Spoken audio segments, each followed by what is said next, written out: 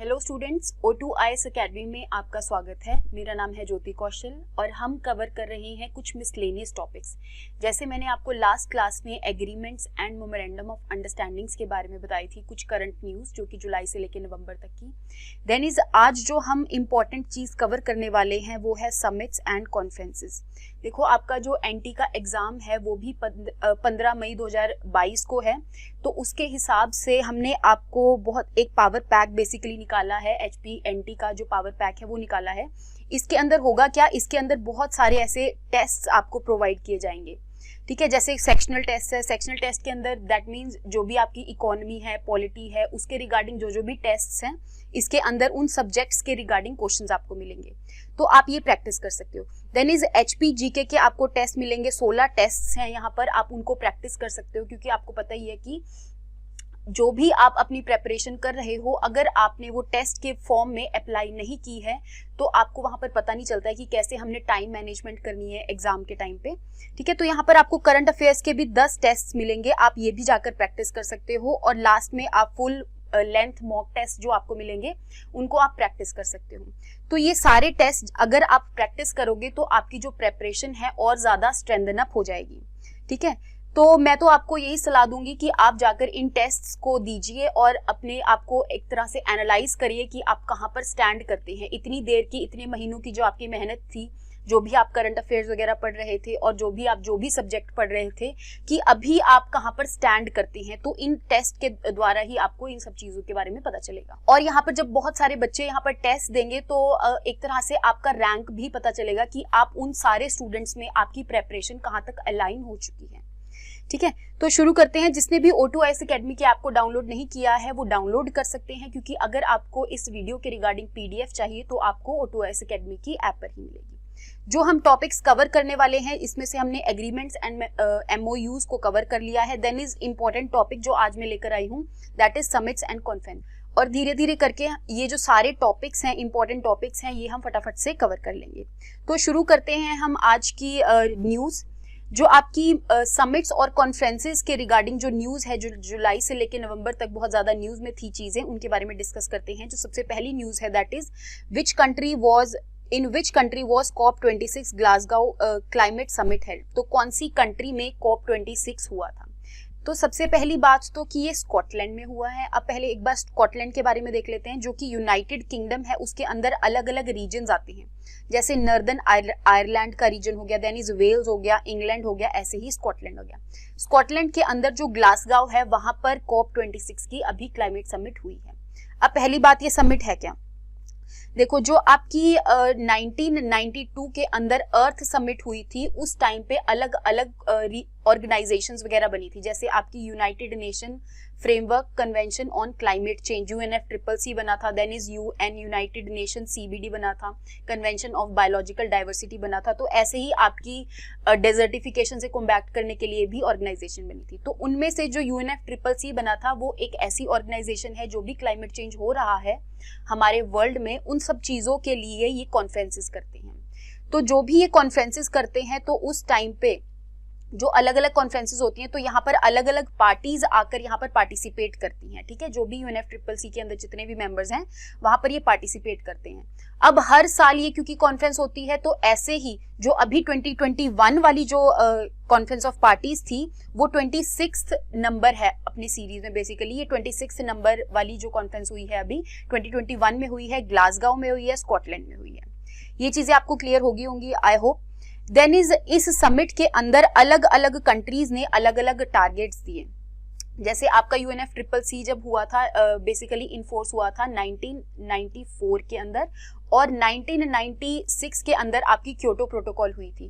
Kyoto protocol के अंदर यही चीज़ें बताई गई थी कि हम कैसे क्लाइमेट चेंज को रिड्यूस कर सकते हैं, कैसे जितनी भी ग्रीन हाउस गैसेज वगैरह हैं उसको एक तरह से रिड्यूस कर सकते हैं। ऐसे ही आपकी 2015 के अंदर पेरिस क्लाइमेट हुई थी। पेरिस क्लाइमेट के रिगार्डिंग यहाँ पे जो आपके अलग अलग कंट्रीज ने नेशनली डिटर्मिन्ड, तो अलग अलग कंट्रीज ने यहाँ पर NDCs लिए थे कि हम अपनी NDCs क्या है, nationally determined contribution, that means climate change को कम करने के लिए उन्होंने अपने अपने टारगेट्स रख लिए थे। तो NDCs के अंदर ये किया था।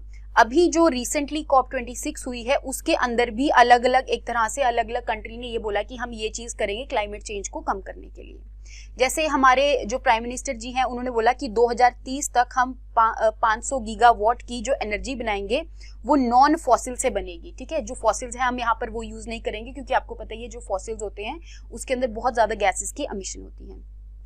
देन इज उन्होंने बोला कि 50 हमारी कंट्री के अंदर जितनी भी एनर्जी प्रोड्यूस हो रही है उसमें से 50% एनर्जी हम कोशिश करेंगे कि 2030 तक रिन्यूएबल एनर्जी से आए। रिन्यूएबल एनर्जी का मतलब मैं आपको बार बार बता रही हूँ कि ऐसी एनर्जी जो कि कभी भी खत्म नहीं होती है। जैसे अगर मैं सोलर एनर्जी की बात करूँ तो एक तरह से सोलर एनर्जी को यूज करके हम सोलर पैनल से हीट एनर्जी को इलेक्ट्रिसिटी में कन्वर्ट करते हैं। देन इज उन्होंने बोला कि जितने भी हमारे कार्बन एमिशन हो रहे हैं हम उसको भी कम करेंगे, 1 बिलियन टन तक कम करेंगे 2030 तक। देन इज और भी चीजें बोली उन्होंने कि एक जो मेन चीज बोली जो आपने याद रखनी है वो ये कि 2070 तक हम नेट जीरो एमिशंस करेंगे। दैट मीन्स जो भी हमारी कंट्री के अंदर जो भी डेवलपमेंट्स वगैरह हो रही हैं उन डेवलपमेंट्स में जितना भी कार्बन एमिशन है वो 2070 तक नेट जीरो हो जाएगा। दैट मीन्स 2070 के बाद से हम कोई भी कार्बन एमिशन नहीं करेंगे, क्योंकि तब तक हम एक तरह से बहुत ज्यादा डेवलपमेंट कर रहे हैं, रिन्यूएबल एनर्जी के ऊपर फोकस कर रहे हैं। ऐसे ही चाइना का आपने याद रखना है कि चाइना ने बोला कि हम अपनी नेट जीरो एमिशंस जो हैं वो एक तरह से 2060 तक अचीव करेंगे, और यूनाइटेड स्टेट्स ने बोला कि हम 2050 तक ही इसको अचीव कर लेंगे। तो आई होप आपको यहाँ तक ग्लासगो समिट के बारे में पता चला होगा। UNFCCC के बारे में भी मैंने आपको बता दिया है कि ये एक ऐसी ऑर्गेनाइजेशन है जो क्लाइमेट चेंज के ऊपर काम। अब नेक्स्ट न्यूज है हमारी कि रिसेंटली एक C0N जो है इसका 14th एडिशन हुआ है। बेसिकली ये एक ऐसी ऑर्गेनाइजेशन है जो 14 सालों से एक चीज पर काम कर रही है, और वो क्या चीज है, जो भी साइबर सिक्योरिटी है उसके रिगार्डिंग ये काम कर रही है। साइबर सिक्योरिटी का मतलब क्या होता है कि जो भी आपका कंप्यूटर है उस कंप्यूटर के अंदर आपकी इंफॉर्मेशन वगैरह अवेलेबल होती है। अब उस इंफॉर्मेशन की कोई थेफ्ट ना हो जाए, कोई चोरी ना कर ले उसको, या फिर कोई उसको हैक ना कर दे, तो इस चीजों के रिगार्डिंग ये जो ऑर्गेनाइजेशन है ये इसके ऊपर काम करती है। तो अभी इसका 14th एडिशन हुआ था, जिस इसके ऊपर बेसिकली इन्होंने साइबर सिक्योरिटी के ऊपर ध्यान दिया ऑफ कोर्स। तो ये किसने ऑर्गेनाइज किया, तो थोड़ा बहुत आपको पता होना चाहिए कि जो केरला पुलिस है उन्होंने रिसेंटली इसको ऑर्गेनाइज किया था 2021 के अंदर। उनकी थीम क्या थी, इम्प्रोवाइज, अडेप्ट एंड ओवरकम। जैसे जैसे चेंजेस आते जा रहे हैं इम्प्रोवाइज करते रहो, उसको अडेप्ट करते रहो और उसमें से बाहर निकलते रहो, ओवरकम करते रहो। तो ऐसे ही हम साइबर सिक्योरिटी के ऊपर ध्यान दे सकते हैं। नेक्स्ट हम बात करते हैं कि अभी रिसेंटली 51st कॉन्फ्रेंस हुई है किसकी, गवर्नर्स एंड लेफ्टिनेंट गवर्नर्स की। बेसिकली होता क्या है, हमारी जो कंट्री है इंडिपेंडेंस के बाद से तो यहाँ पर कॉन्फ्रेंसेस होती हैं जिसके अंदर गवर्नर्स पार्टिसिपेट करते हैं, प्रेसिडेंट ऑफ इंडिया भी होते हैं, देन इज लेफ्टिनेंट गवर्नर भी होते हैं। लेफ्टिनेंट गवर्नर्स क्या है, यहाँ पर जितनी भी जैसे यूटीज वगैरह होगी उनके हेड एक तरह से लेफ्टिनेंट गवर्नर्स ही होते हैं।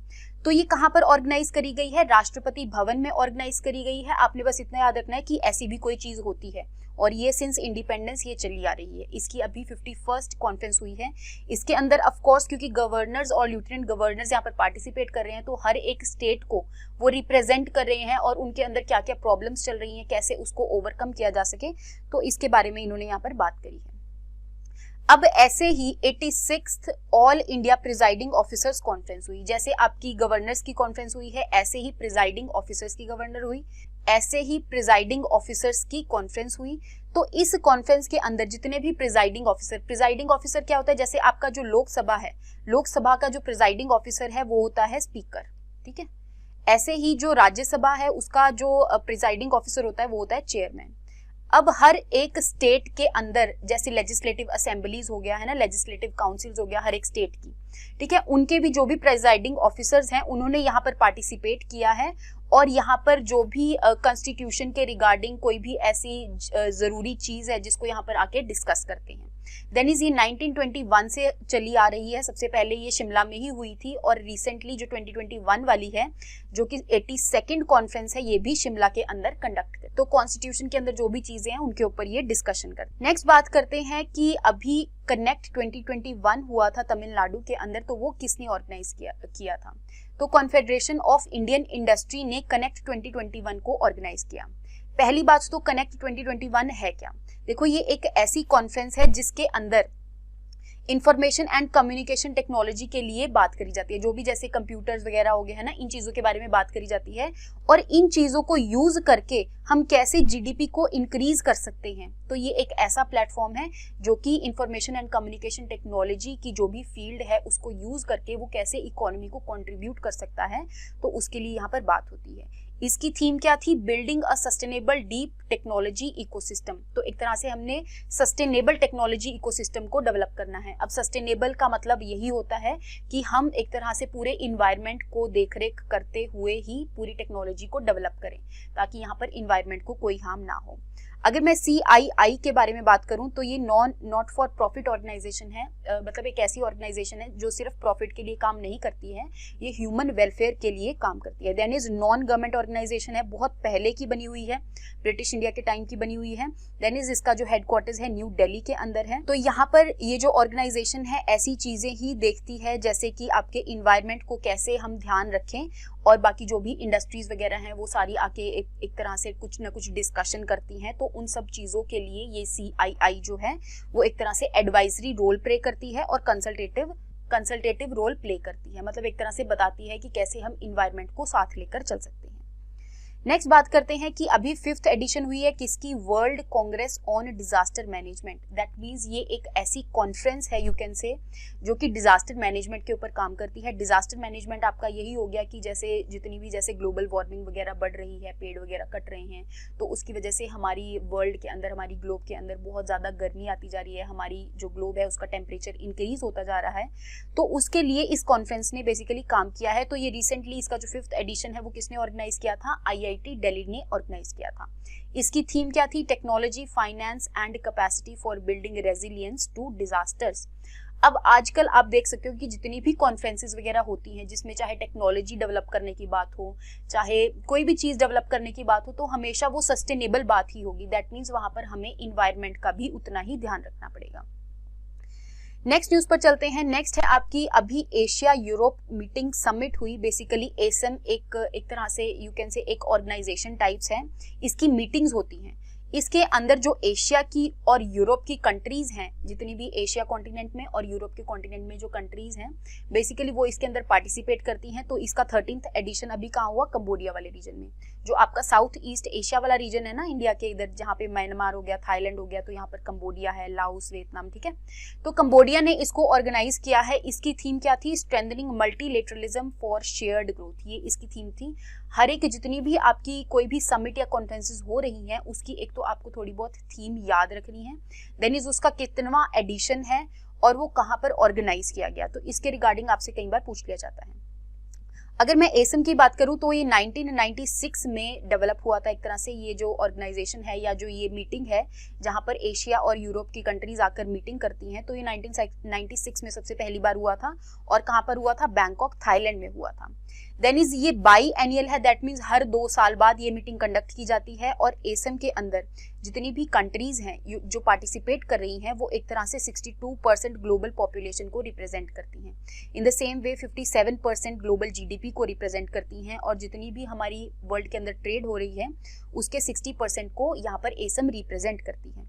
इंडिया की बात करूं तो इंडिया ने ASEM को 2006 में और एक तरह से ज्वाइन किया था। देन इज 2008 में ये बेसिकली उन्होंने समिट के अंदर पार्टिसिपेट किया। तो ये कुछ चीजें आपने याद रखनी है। यहाँ पर ये मेन जो चीज याद रखनी है कि ASEM के अंदर इंडिया भी एक पार्ट है।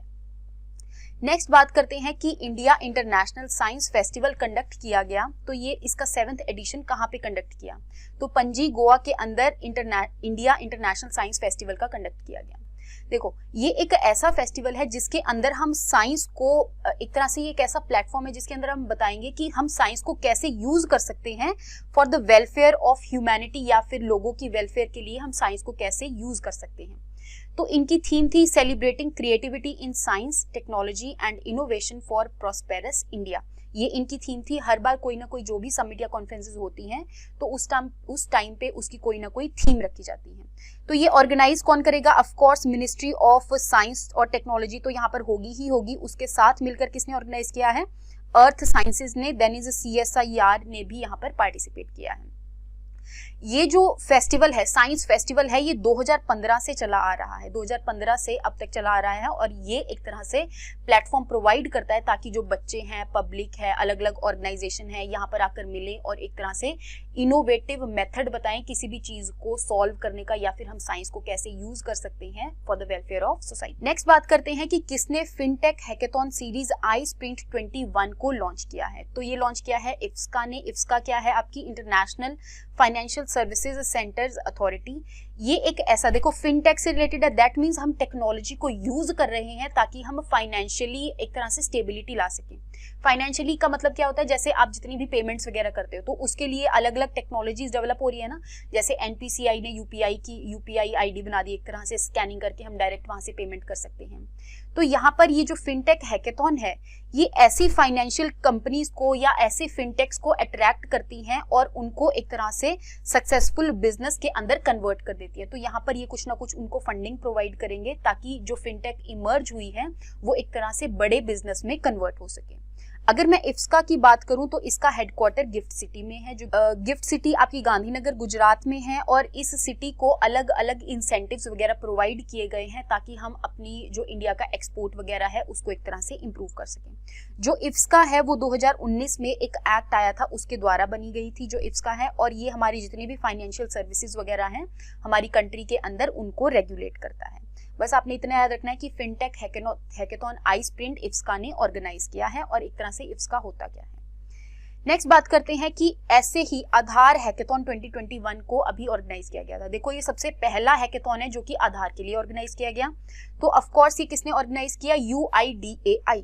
UIDAI के मतलब ये होता है कि unique identification authority of India, मतलब ये एक ऐसी अथॉरिटी है जिसने आपके जितने भी आधार कार्ड वगैरह प्रोवाइड किए हैं, आधार कार्ड जो नंबर आपके पास होता है, तो ये इस ऑर्गेनाइजेशन ने ही आपको बेसिकली ये प्रोवाइड करते हैं। देन इज जो UIDAI है वो कौन सी मिनिस्ट्री के अंदर आता है? कई बार ये पूछा जाता है, तो ministry of electronics and information technology के अंदर आता है। और ये जो अथॉरिटी है ये एक स्टैट्यूटरी बॉडी है, दैट मीन्स ये किसी एक्ट के द्वारा बनाई गई है। तो वो कौन सा एक्ट है? आधार एक्ट 2016 वाला। देन इज जो आधार है वो 12 डिजिट का एक नंबर होता है जो एक पर्सन को यूनिक आईडी प्रोवाइड करता है। ये एक ऐसी हैकेथॉन है जो UIDAI ने ऑर्गेनाइज की है। इसके अंदर बेसिकली यहाँ पर अवेयरनेस वगैरह क्रिएट करवा रहे हैं और या फिर यहाँ पे अलग अलग लोगों को पार्टिसिपेट करवा रहे हैं ताकि वो आधार के अंदर जितनी भी कोई भी जैसे इश्यूज वगैरह हैं उनको कैसे रिजॉल्व किया जा सके, उनके रिगार्डिंग वो अपने इनोवेटिव आइडियाज दे सके। देन इज उनकी 2 थीम्स उन्होंने यहाँ पर रखी थी। फर्स्ट थीम थी इनरोलमेंट एंड अपडेट, जिनके भी आधार कार्ड की अपडेशन वगैरह तो वहाँ पे ये भी करवाया जा रहा है। देन इज सेकंड थीम थी आपकी आइडेंटिटी एंड ऑथेंटिकेशन की, एक तरह से ये आपको एक पर्टिकुलर आइडेंटिटी प्रोवाइड कर रहा है।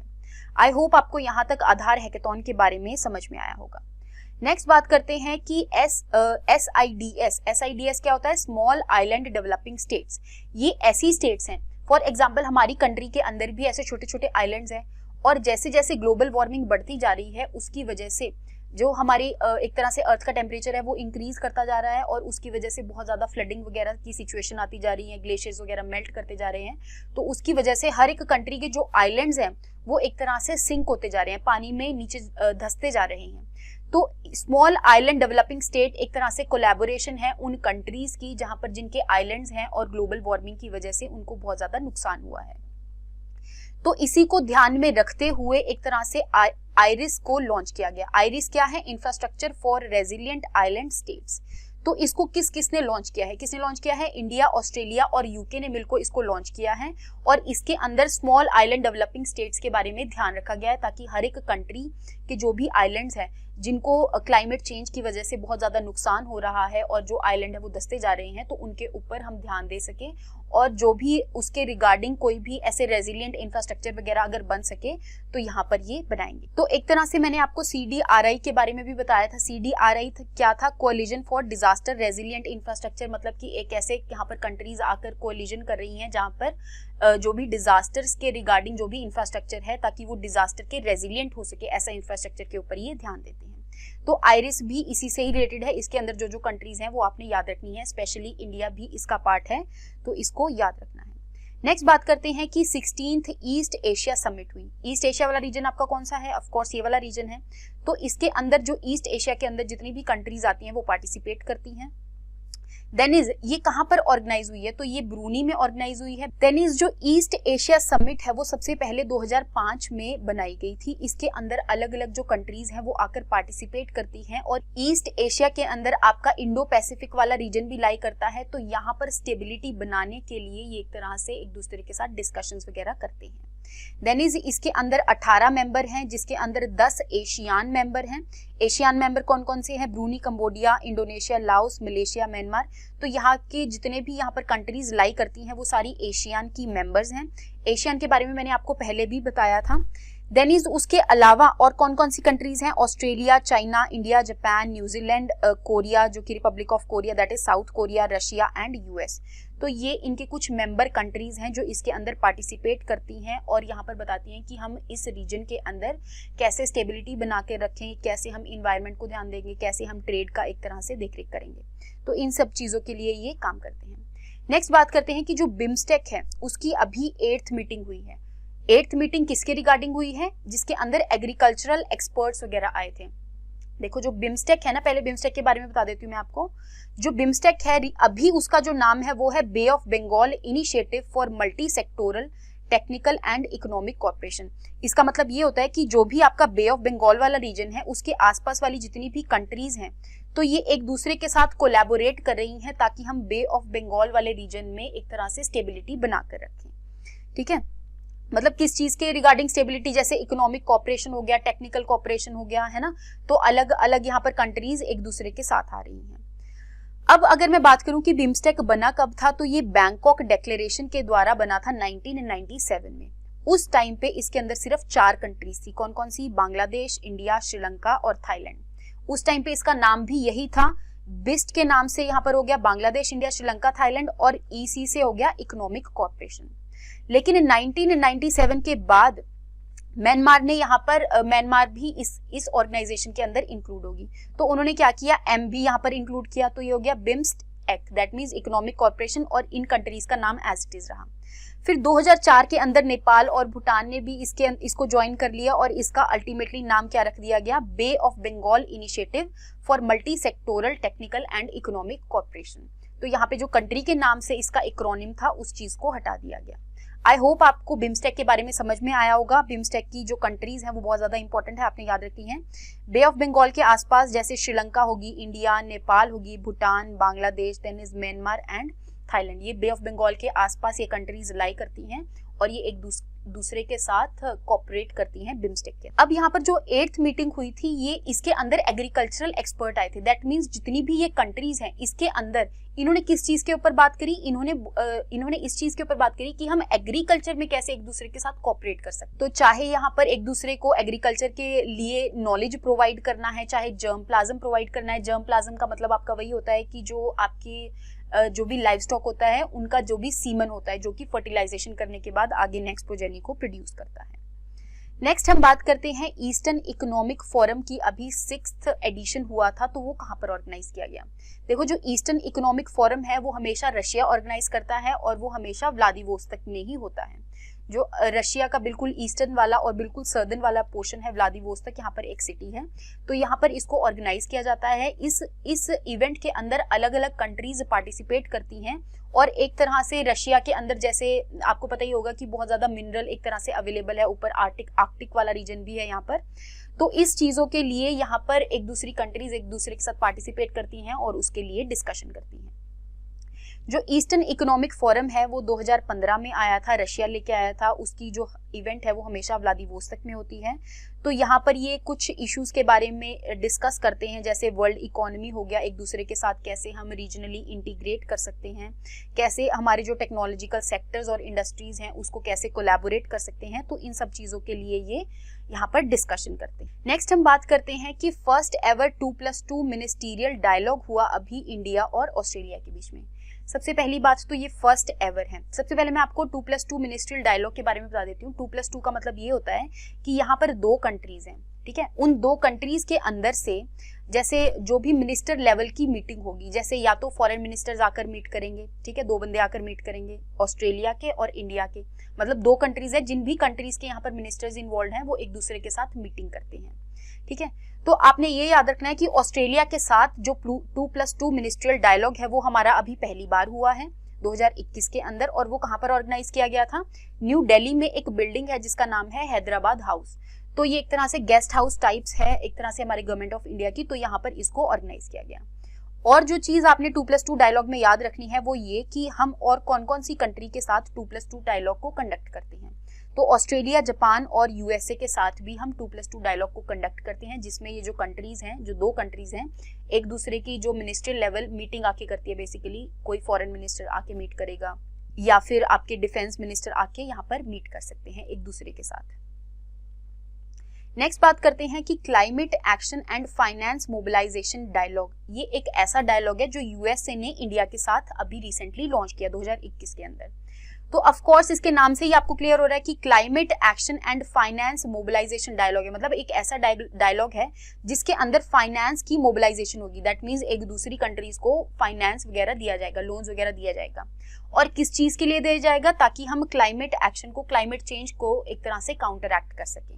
तो यहाँ पर ये यूएसए और इंडिया ने ये डायलॉग को कंडक्ट किया है, वो एक दूसरे को मोबिलाइज करेंगे फंड्स वगैरह को, ताकि वो क्लीन एनर्जी में उस फंड्स को यूज कर सकें।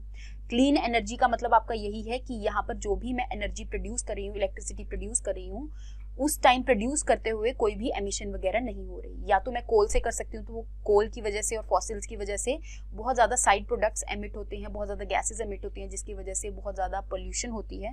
तो यहाँ पर मैं क्लीन एनर्जी के लिए फंड्स को यूज़ करूँगी। तो ये किसने ऑर्गेनाइज किया, इंडिया और यूएसए ने। इस फंड के बारे में आपने याद रखना है। नेक्स्ट हम बात करते हैं कि जो क्वाड है उसकी अभी फर्स्ट एवर मीटिंग हुई इन पर्सन, मतलब जो क्वाड के अंदर जो कंट्रीज आती हैं उनके जो भी बेसिकली जो भी पर्सन आकर यहाँ पर मीट कर रहे हैं, तो मतलब फेस टू फेस उन्होंने अभी मीट किया है रिसेंटली। तो उससे पहले उन्होंने फेस टू फेस अभी तक मीट नहीं किया था, ये सिर्फ वर्चुअली मीटिंग वगैरह हो रही थी या फिर ऐसे बातों में न्यूज में ही आ रही थी ये सब चीजें। तो जो first ever in person quad की जो अभी मीटिंग या समिट ऑर्गेनाइज की गई, तो वो कहाँ पे हुई, यूएसए के अंदर वॉशिंगटन के व्हाइट हाउस में इसको कंडक्ट किया गया।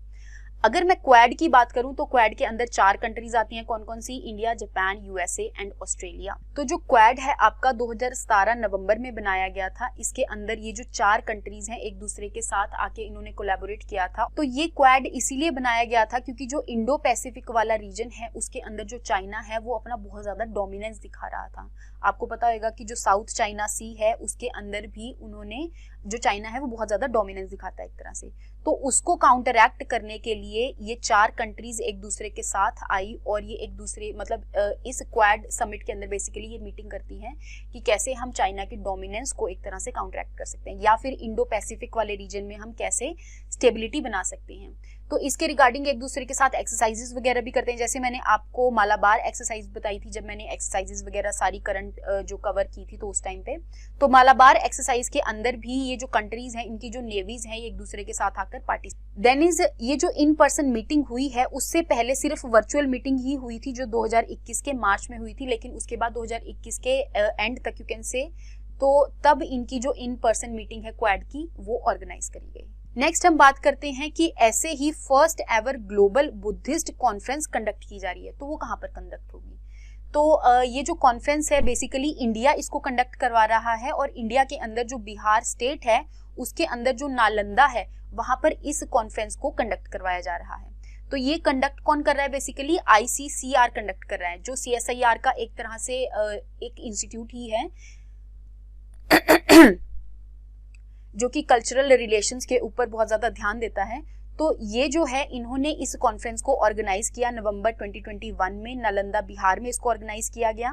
देन इस कॉन्फ्रेंस के अंदर जो भी बुद्धिस्ट स्टडीज हैं, मतलब ऐसी स्टडीज जो भी बुद्धिज्म से रिलेटेड हैं, अगर उन बुद्धिज्म स्टडीज को कोई ना कोई प्रमोट करेगा तो उनको यहाँ पर कैश प्राइज दिया जाएगा। तो ये इंडिया ने ऑर्गेनाइज किया है और बुद्धिज्म स्टडीज को एक तरह से प्रमोट करने के लिए इस कॉन्फ्रेंस को नालंदा बिहार में ऑर्गेनाइज किया गया। अब एक बार थोड़ा बहुत बुद्धिज्म के बारे में भी देख लेते हैं। जो बुद्धिज्म है वो एक ऐसा रिलीजन आप कंसीडर कर सकते हो जिसके अंदर बुद्धा की टीचिंग्स है। पहले हम बुद्धा के बारे में बात कर लेते हैं। जो सिद्धार्थ गौतम है वो लुम्बिनी नेपाल के अंदर बॉर्न हुए थे 563 BCE में, BCE आपको पता ही होगा, जैसे जो आपका जो 0 होता है उसके आगे AD होता है, AD का मतलब होता है एनो डोमिनी, देन इज उससे पहले BC होता है, दैट इज बिफोर क्राइस्ट। तो 0 से पहले जो साल हैं उनको हम BC कंसीडर करते हैं। तो 563 BC में इनका जन्म हुआ था। देन इज इनकी जो टीचिंग्स है, तो बुद्धा ने अपनी टीचिंग्स में कुछ चीज़ें बताई थी, जैसे कि 4 नोबल ट्रूथ हो गया। 4 नोबल ट्रूथ के अंदर उन्होंने बेसिकली ये चीज़ बताई थी कि जो भी हमें कोई सफरिंग होती है, कोई भी हमें दुख होता है, वो इस वजह से होता है क्योंकि हमारे जो डिज़ायर्स हैं वो पूरे नहीं हो पाते। ठीक है, आप अगर कोई डिज़ायर है, अगर वो पूरा नहीं होगा तो आपको बहुत दुख होगा। तो बुद्धा ने बोला कि हमारे डिज़ायर्स की वजह से ही हमें सफरिंग होती है। तो उन्होंने बोला कि हमारी जो सफरिंग है उसको खत्म करने के लिए उन्होंने 8 फोल्ड पाथ दिया, जिसको अष्टांगिका मार्ग भी कहते हैं। उसमें उन्होंने 8 पॉइंट्स दिए, जैसे कि आपका राइट व्यू होना चाहिए, राइट कंसंट्रेशन, आप सही बोलो। ठीक है, तो ये सब चीजें 8 एक तरह से पाथ्स प्रोवाइड किए उन्होंने। देन इस बुद्धा ने जो अपनी फर्स्ट एक तरह से सरमन्स दिए थे, तो वो सारनाथ विलेज में दिए थे, और इस इवेंट को हम धर्म चक्र परिवर्तन भी कहते हैं। और उनकी जो डेथ है वो कुशीनगर में हुई थी, और इस इवेंट को हम महापरिनिर्वाण भी कहते हैं। ठीक है, ये कुछ चीजें हैं जो बुद्धा के रिगार्डिंग आपको याद होनी चाहिए। नेक्स्ट हम बात करते हैं कि शंघाई कॉर्पोरेशन ऑर्गेनाइजेशन की अभी 21st मीटिंग हुई है, तो वो कहाँ पर कंडक्ट करी गई? तो वो दुशानबे तजिकिस्तान में कंडक्ट करी गई है। पहली बात, हम शंघाई कॉर्पोरेशन ऑर्गेनाइजेशन के बारे में बात कर लेते हैं। जो ये ऑर्गेनाइजेशन है उसका नाम पहले शंघाई 5 था, और जो शंघाई 5 है वो 1996 में बनी थी। इसके अंदर 5 कंट्रीज थी। 5 कंट्रीज कौन कौन सी थी? Kazakhstan, China, Kyrgyzstan, Russia and Tajikistan. लेकिन 2001 में यहाँ पर उज्बेकिस्तान भी इसका पार्ट बन गया। उस टाइम से इस ऑर्गेनाइजेशन का नाम शंघाई 5 से चेंज करके रख दिया गया शंघाई कॉर्पोरेशन ऑर्गेनाइजेशन। फिर 2017 के अंदर इंडिया और पाकिस्तान भी इसका मेंबर बन गया। अभी ये रिसेंटली न्यूज में क्यों है? क्योंकि 2021 में इसके अंदर एक और कंट्री इसका मेंबर बन गई है, और वो है ईरान। तो आपने ये चीज याद रखनी है, न्यूज में है, बहुत ज्यादा इंपॉर्टेंट है। बाकी ये जो ऑर्गेनाइजेशन है वो एक तरह से पॉलिटिकल, इकोनॉमिक और एक तरह से मिलिट्री ऑर्गेनाइजेशन है, जो इन चीजों के लिए ये जो कंट्रीज पार्टिसिपेट करती हैं, इनमें कैसे इस अलग अलग फील्ड्स में कैसे स्टेबिलिटी लाई जा सके, तो उन चीजों के ऊपर ये डिस्कस करते हैं। ये यहाँ पर मैंने आपको मेंबर्स बताए हुए हैं जो कि शंघाई कॉर्पोरेशन ऑर्गेनाइजेशन के मेंबर हैं। पहले 8 थे, अब रिसेंटली ये मेंबर्स 9 हो गए हैं। अब हम बात करते हैं अभी G20 जो समिट हुई थी वो कहाँ पर कंडक्ट करी गई। तो बेसिकली जो G20 है उसके अंदर 19 कंट्रीज हैं और एक यूरोपियन यूनियन है। तो इनका ये जो ऑर्गेनाइजेशन है इसको हम G20 कहते हैं। इंडिया भी इसका पार्ट है, ये चीज आपने याद रखनी है। देन इज ये जो 2021 वाली समिट है वो रोम, इटली में कंडक्ट करवाई गई। अगर मैं G20 की बात करूं तो ये एक ऐसी ग्रुपिंग है जो 1999 में बनी, और ये जो G20 समिट है वो एक तरह से हमारी पूरे वर्ल्ड की जो 85% GDP है उसमें जो भी कंट्रीज पार्टिसिपेट कर रही हैं, तो एक तरह से हमारी कंट्रीज की 85% GDP को शो करता है। दैट मीन्स यहाँ पर जो मेजर कंट्रीज हैं जिनकी बहुत ज्यादा GDP है, तो यहाँ पर वो सारे इस G20 का पार्ट है। अगर आपने G20 की कंट्रीज को याद रखना है तो आप यहाँ पर अलग अलग कॉन्टिनेंट्स के हिसाब से इन कंट्रीज को याद रख सकते हो। जैसे जो नॉर्थ अमेरिका है उस कॉन्टिनेंट के अंदर जो कनाडा हो गया, US हो गया, और जो मेन कंट्रीज आपकी मैक्सिको हो गया, तो ये तीनों कंट्रीज G20 का पार्ट है। देन इज साउथ अमेरिका वाले रीजन से ब्राजील एंड अर्जेंटीना हो गया। यूरोप वाले पार्ट से UK, Germany, France, Italy. Then is Middle East वाले रीजन से टर्की और सऊदी अरब आ गया। अफ्रीका वाले रीजन से साउथ अफ्रीका आ गया। एशिया वाले रीजन से आपकी जो मेजर कंट्रीज हैं दैट इज रशिया हो गया, इधर जापान हो गया, साउथ कोरिया हो गया, चाइना हो गया, इंडिया हो गया, इंडोनेशिया एंड ऑस्ट्रेलिया। तो ये सारी कंट्रीज इसका पार्ट है। यहाँ पे मैंने आपको एक और पिक्चर दिखाई है जिसके अंदर जो G7 का पार्ट है और जो G8 और G20 में बेसिकली क्या डिफरेंस है। ठीक है, तो जो रशिया है वो G20 का पार्ट है और G8 का भी पार्ट है, पर वो G7 का पार्ट नहीं है। तो यहाँ पर जो G7 के अंडर जो भी कंट्रीज हैं आपने एक तरह से उनको भी याद रखना है।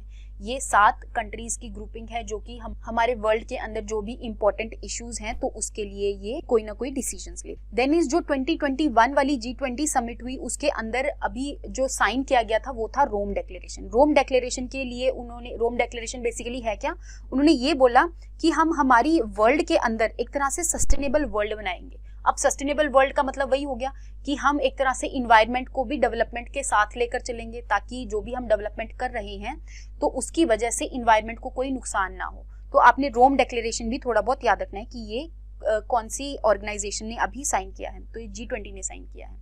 G20 के लिए आपने और कुछ चीजें जो याद रखनी है वो ये कि अभी G20 की जो प्रेसिडेंसी है, प्रेसिडेंटशिप है, वो इंडिया के पास आई है। कब? 2022 के इस साल के दिसंबर से लेके अगले साल के 2023 तक, एक साल तक जो प्रेसिडेंटशिप है वो इंडिया के पास रहेगी। अब जिसके पास प्रेसिडेंटशिप होती है वहां पर ही G20 समिट को कंडक्ट किया जाता है। दैट मीन्स 2023 के अंदर जो G20 समिट है वो इंडिया में कंडक्ट करी जाएगी। तो उसके लिए यहाँ शेरपास को अपॉइंट किया जाता है। शेरपास का मतलब होता है कि फॉर एग्जाम्पल G20 समिट जो भी कंट्री में होनी है उस कंट्री के अंदर एक पर्सन को अपॉइंट किया जाएगा कि वही पर्सन G20 समिट के रिगार्डिंग कोई भी चीज है उस चीज के रिगार्डिंग वही पर्सन देखेगा। तो जो पीयूष गोयल जी हैं, जो union ministry of commerce and industry के जो मिनिस्टर हैं बेसिकली, इनको इस ऑर्गेनाइजेशन के लिए sherpa as a sherpa appoint किया गया है। तो आपने ये चीज G20 समिट के लिए याद रखनी है कि इसकी प्रेसिडेंटशिप जो है वो हमारे पास आने वाली है 2022 से लेके 2023 के दिसंबर तक। देन इज अब G20 समिट में ही एक और एक्स्ट्रा ऑर्डिनरी समिट हुई थी जो कि कहाँ पे कंडक्ट की गई। दैट मीन्स ये ऐसी समिट है जिसके अंदर G20 के ही मेंबर्स ऑब्वियसली पार्टिसिपेट करेंगे। तो ये एक तरह से वर्चुअल समिट हुई थी। यहाँ पर वर्चुअल समिट का मतलब है बेसिकली ऑनलाइन ये समिट कंडक्ट करी गई थी। इसको हम एक्स्ट्रा ऑर्डिनरी समिट इसलिए कह रहे हैं क्योंकि बेसिकली 2021 में हुई और ये एक पर्टिकुलर मुद्दे के ऊपर हुई। और वो मुद्दा क्या था? ये था जो भी अफगानिस्तान के अंदर जो भी सिचुएशन बनी हुई है उसके लिए इन्होंने यहाँ पर एक दूसरे से बात करी थी कि कैसे हम अफगानिस्तान के अंदर जो सिचुएशन है उसको एक तरह से सुधार सकते। तो यहाँ पर उन्होंने अफगानिस्तान के मुद्दे के ऊपर बात करी गई। बेसिकली अफगान में अभी तालिबान आ गए हैं। जो तालिबान है एक तरह से वो अफगानिस्तान को चला रही है, तो उसके लिए उन्होंने इसके ऊपर बात करी और कैसे हम टेररिज्म वगैरह को काउंटर एक्ट कर सकें। तो इन चीज़ों के लिए इन्होंने इस वर्चुअल समिट में बात करी है। तो आपने याद रखना है कि G20 क्या है, उसकी समिट क्या है, उसकी एक्स्ट्रा ऑर्डिनरी समिट क्या है और उसकी प्रेसिडेंटशिप हमारे पास है। तो ये कुछ चीज़ें आपने याद रखनी है। अब हम बात करते हैं कि जो UNSC है, यूनाइटेड नेशन जो सिक्योरिटी काउंसिल है, उसके अगस्त मंथ के लिए जो प्रेसिडेंसी है वो इंडिया के पास थी।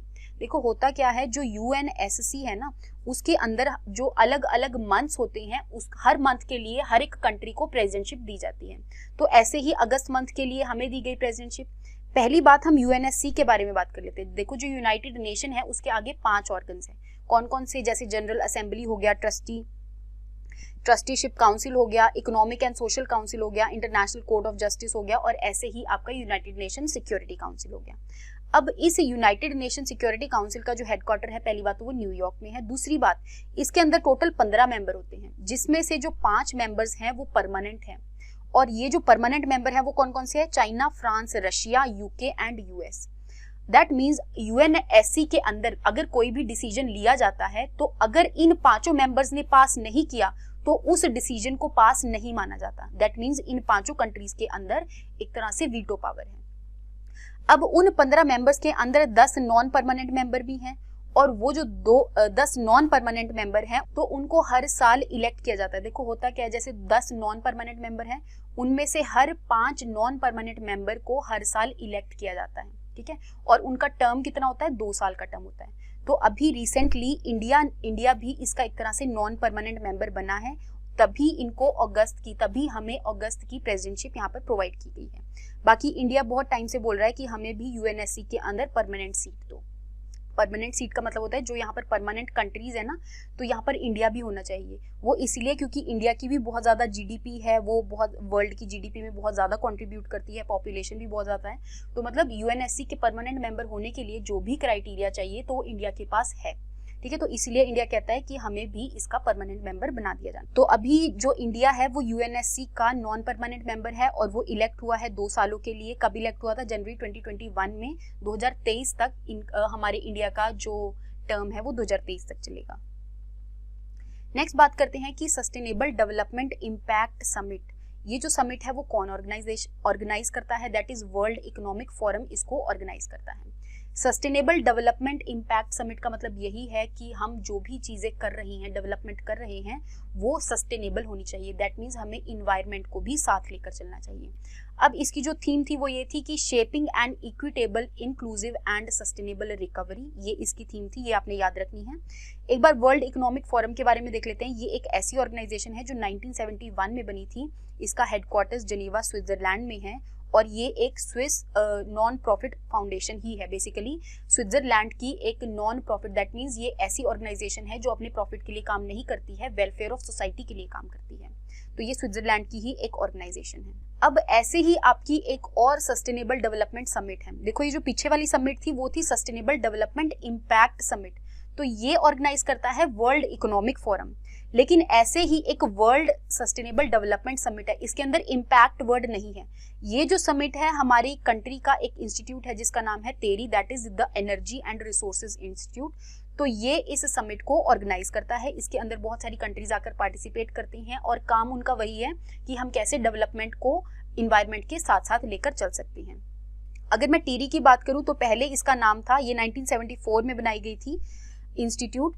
उस टाइम पे इसका नाम था टाटा एनर्जी रिसर्च इंस्टीट्यूट, लेकिन बाद में इसकी जो नेमिंग है वो चेंज कर दी गई, इसको बना दिया गया the energy and resource institute. तो ये कुछ चीजें सस्टेनेबल डेवलपमेंट के रिगार्डिंग आपको पता होनी। नेक्स्ट न्यूज है कि अभी recently Indian Ocean Rim Association की 21st मीटिंग हुई है। तो वो कहाँ पर करवाई गई?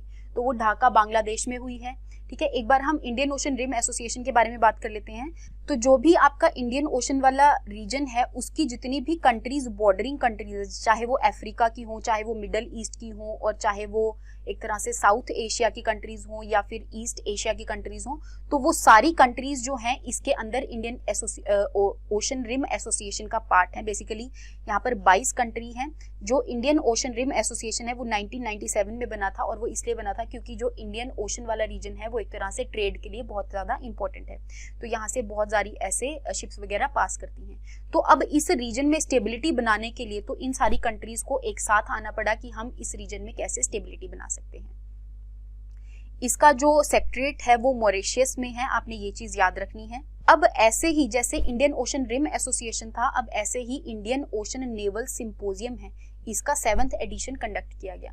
देखो इसके अंदर भी जो इंडियन ओशन की जो बॉर्डरिंग कंट्रीज हैं वो पार्टिसिपेट करती हैं। अब उन कंट्रीज के अंदर जो हर एक कंट्री की नेवी है वो यहाँ पर पार्टिसिपेट करती है, और यहाँ पे पार्टिसिपेट करके एक तरह से ये शो करती है कि इंडियन ओशन वाले रीजन में कैसे मैरीटाइम सिक्योरिटी को मेंटेन किया जा सके। तो अलग अलग कंट्रीज की जो इंडियन ओशन को बॉर्डर कर रही हैं उनकी नेवीज आकर यहाँ पे पार्टिसिपेट करती हैं, और एक तरह से ताकि इस रीजन में स्टेबिलिटी बनाई जा सके। ये जो सिंपोजियम है 2008 में बना था और इसके 24 मेंबर्स हैं। आपने याद रखना है जो इंडियन ओशन रिम एसोसिएशन है उसके 22 मेंबर्स हैं और इसके 24 मेंबर्स हैं। मेंबर्स याद रखने की मेरे हिसाब से आपको जरूरत नहीं है।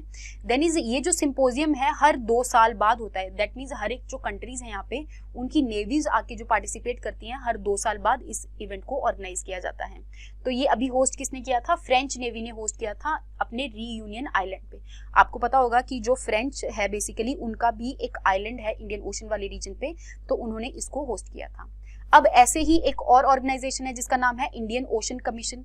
अब इंडियन ओशन कमीशन के अंदर जो इंडियन ओशन की बॉर्डरिंग कंट्रीज वो तो नहीं है, ठीक है।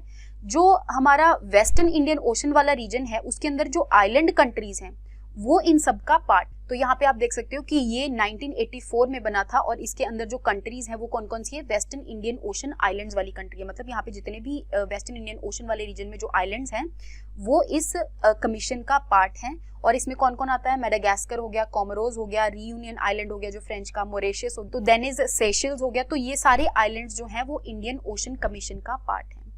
इंडिया इसका पार्ट नहीं है, लेकिन इंडिया को अभी रिसेंटली इसका ऑब्जर्वर स्टेटस मिला था।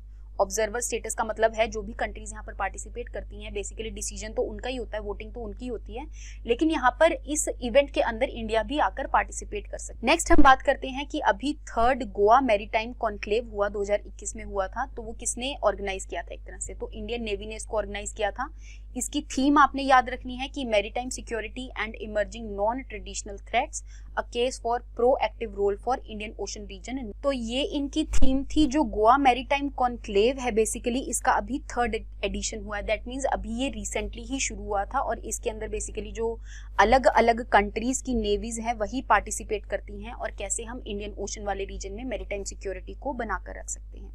तो इसको किसने होस्ट किया है? हमारे इंडियन नेवी ने इसको होस्ट किया। लास्ट न्यूज है आपकी ब्रिक्स समिट के रिगार्डिंग, जो अभी रिसेंटली 13th ब्रिक्स समिट हुई थी, तो वो किसने होस्ट की थी?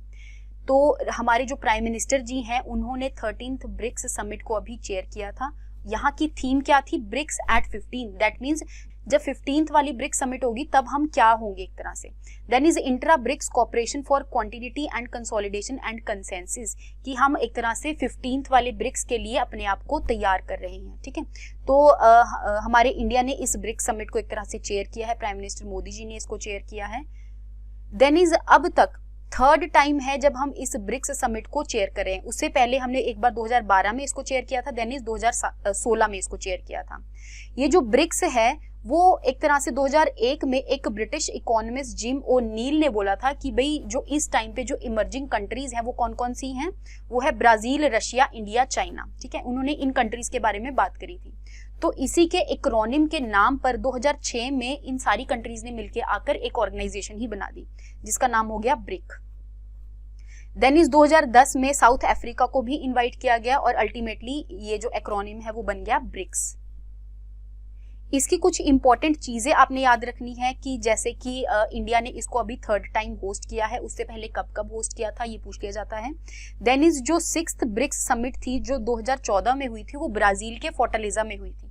उस टाइम पे एक नई चीज यहाँ पर या फिर एक नया एग्रीमेंट साइन किया गया था जिसके अंदर नेशनल डेवलपमेंट बैंक बनाया गया। तो ये एक ऐसा बैंक है जो कि इन कंट्रीज में या फिर आसपास वाले रीजन्स में उन कंट्रीज को लोन वगैरह प्रोवाइड करता है उनकी डेवलपमेंट के लिए। तो न्यू डेवलपमेंट बैंक के बारे में भी पूछा जाता है कि ये कौन सी ऑर्गेनाइजेशन ने बनाया है और इसका जो हेडक्वार्टर्स है वो कहाँ पर है। तो वो शंघाई चाइना में इसका हेडक्वार्टर्स है और वो 6th ब्रिक्स समिट में हुआ था। कब हुआ था? जब ये समिट ब्राजील फोर्टालेजा में हो रही थी 2014 में। आई होप आपको यहाँ तक हर एक जो ऑर्गेनाइजेशन है, कौन कौन सी ऑर्गेनाइजेशन की जो समिट्स और कॉन्फ्रेंसेज हैं वो कहाँ पर हुई थी, उनकी थीम्स क्या थी, ये सब चीजें समझ में आई होगी। अगर आपको एक ही बारी में इनकी थीम्स और इनके जो एडिशंस वगैरह हैं कि कौन सा एडिशन हुआ था वो अगर नहीं भी लर्न होता है तो अगर आप 2, 3, 4 बार इस पीडीएफ को देखोगे भी तब आपको याद हो जाएगा, ठीक है। आपका जो माइंड होता है उसके अंदर एक तरह से वो सारी की सारी इमेजेस आपके माइंड के अंदर प्रिंट हो जाती हैं। तो ऐसे आप इन सब चीजों को याद रख सकते हो। आई होप आपको समझ में आया होगा। So that is all for today. आगे आने वाले लेक्चर्स में मैं बाकी के जो मिसलेनियस टॉपिक्स हैं वो कवर करूंगी। और अगर आपको ये जितनी भी आप करंट अफेयर्स पढ़ रहे हो, देखो अब ये सारे करंट अफेयर्स हैं, अगर आपने इसको एक तरह से अप्लाई करना है इस नॉलेज को तो आप हमारा HPNT का जो पावर पैक है उसको ले सकते हो। उसके अंदर बहुत सारे सेक्शनल टेस्ट्स हैं, मॉक टेस्ट्स हैं। देन इज HPGK के लिए अलग अलग टेस्ट प्रोवाइड किए गए हैं आपको और करंट अफेयर के लिए भी प्रोवाइड किए गए हैं। तो आप उन सारे टेस्ट को अगर सॉल्व करोगे जाके तो एक तरह से आपकी जो नॉलेज है वो कंसोलिडेट हो जाएगी। So that is all for today. Thank you so much and have a good day.